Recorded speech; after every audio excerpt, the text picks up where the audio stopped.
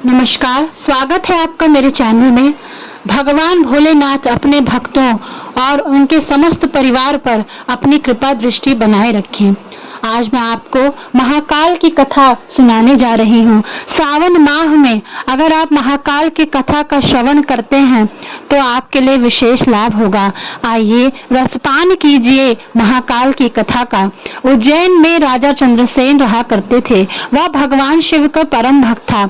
शिव गणों में मुख्य मणिभद्र नामक गण उसका मित्र था।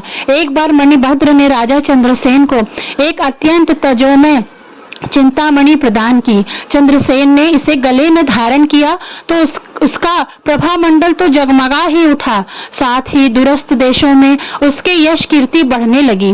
उस मणि को प्राप्त करने के लिए दूसरे राजाओं ने प्रयास आरंभ कर दिया।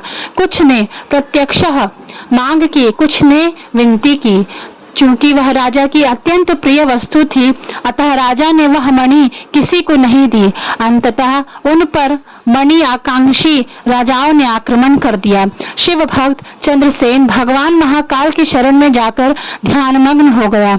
जब चंद्रसेन समाधिस्थ था तब वहां कोई गोपी अपने छोटे बालक के साथ आई। बालक की उम्र 5 वर्ष और गोपी विधवा थी। राजा चंद्रसेन को ध्यानमग्न देखकर बालक भी शिव की पूजा हेतु प्रेरित हुआ। वह कहीं से एक पाषाण ले आया और अपने घर के एकांत स्थल में बैठकर भक्ति भाव से शिवलिंग की पूजा करने लगा। कुछ देर पश्चात उसकी माता ने भोजन के लिए उसे बुलाया, किंतु वह नहीं आया। फिर बुलाया, फिर भी वह नहीं आया। माता स्वयं बुलाने आई तो उसने देखा बालक ध्यानमग्न बैठा है और उसकी आवाज सुन नहीं रहा है। तब क्रोध हो माता ने उस बालक को पीटना शुरू कर दिया और समस्त पूजन सामग्री उठाकर फेंक दी। ध्यान से मुक्त होकर बालक चेतना में आया तो उसे अपनी पूजा को नष्ट देखकर बहुत दुख हुआ। अचानक उसकी व्यथा की गहराई से चमत्कार हुआ। भगवान शिव की कृपा से वह एक सुंदर मंदिर निर्मित हो गया। मंदिर के मध्य में दिव्य शिवलिंग विराजमान था एवं बालक द्वारा सुसज्जित पूजा यथावत थी। उसकी माता की तंद्रा भंग हो गई और वह भी आश्चर्यचकित हो गई। राजा चंद्रसेन को जब शिवजी की अनन्य कृपा से घटित इस घटना की जानकारी मिली तो वह भी उस शिव भक्त बालक के से मिलने पहुंचे। अन्य राजा जो मणि हेतु युद्ध पर उतारू थे वे भी पहुंचे। सभी राजा ने चंद्रसेन से अपने अपराध की क्षमा मांगी और सब मिलकर भगवान महाकाल का पूजन अर्चन करने लगे। तभी वहां राम भक्त श्री हनुमान जी अवतरित हुए और उन्होंने गोप बालक का गोद में बैठाकर सभी राजाओं और उपस्थित जन समुदाय को संबोधित किया।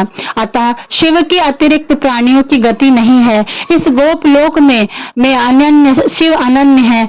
बिना किसी मंत्र अथवा विधि विधान के शिव आराधना कर मंगल को प्राप्त किया जा सकता है। यह शिव का परम श्रेष्ठ भक्त समस्त गोपजनों की कीर्ति बढ़ाने वाला है। इस लोक में यह अखिल अनंत सुखों को प्राप्त करेगा। वह मृत्यु परांत मोक्ष को प्राप्त होगा। इसी के वंश का 8वां पुरुष महायशस्वी नंद होगा, जिसके पुत्र के रूप में स्वयं नारायण कृष्ण से प्रतिष्ठित होंगे। कहा जाता है कि महाकाल तब ही से उज्जैनी में स्वयं विराजमान है। हमारे प्राचीन ग्रंथों में महाकाल की असीम महिमा का वर्णन मिलता है। महाकाल साक्षात राजाधिराज देवता माने गए हैं। महाशिवरात्रि के दिन समूचा शहर शिवमय हो जाता है। चारों ओर बस शिव जी की गुंजन सुनाई देता है। सारा शहर बाराती बन शिव विवाह में शामिल होता है। अगले दिन अमावस्या को शहर के अत्यंत आकर्षक दर्शन होता है। नयनाभिराम के बीच एक उत्सव धूमधाम से संपन्न होता है। भगवान शिव की यह नगरी भक्ति रस में अखंड डूबी नजर आती है।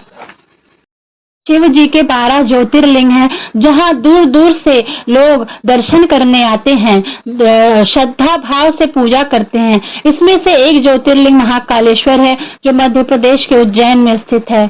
उज्जैन के भगवान महाकालेश्वर की ख्याति दूर दूर तक विख्यात है। तो दोस्तों, आप महाशिवरात्रि के दिन महाकाल की यह पौराणिक कथा अवश्य सुने तथा हो सके तो श्रावण मास में महाकाल के दर्शन के लिए जाएं, क्योंकि महाकाल भगवान भगवान शिव को अति प्रिय है और वहां पे ऐसा बोला जाता है कि भगवान शिव साक्षात वहां पे विराजमान है।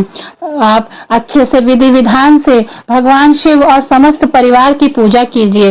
ओम नमः शिवाय, हर हर महादेव। आशुतोष शशांक शेखर चंद्र मौलि जिदंबरा, कोटि कोटि प्रणाम शंभु, कोटि नमन दिगंबरा। श्री शिवाय नमस्तुभ्यम।